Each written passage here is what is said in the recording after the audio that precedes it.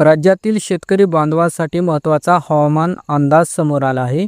पुढील काही दिवस राज्यात वादळी पाऊस आणि काही भागात गारपिटीची शक्यता हवामान विभागाने वर्तवली आहे. त्यामुळे सर्वांनी सतर्क राहणं आवश्यक आहे.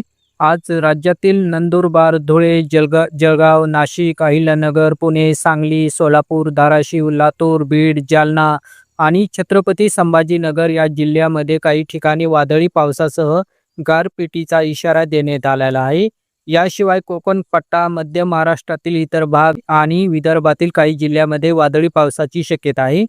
उद्याच्या दिवशी अहिल्यानगर, जळगाव, जालना, बीड, परभणी आणि हिंगोली जिल्ह्यामध्ये गारपिटीसह पावसाचा अंदाज आहे. त्यामुळे शेतकऱ्यांनी काढणीला आलेल्या पिकांची योग्य काळजी घ्यावी आणि शक्य असल्यास पिकांचे संरक्षण करावे. शनिवार आणि रविवार देखील मराठवाडा आणि विदर्भातील काही जिल्ह्यामध्ये वादळी पावसाचा प्रभाव कायम राहण्याची शक्यता आहे.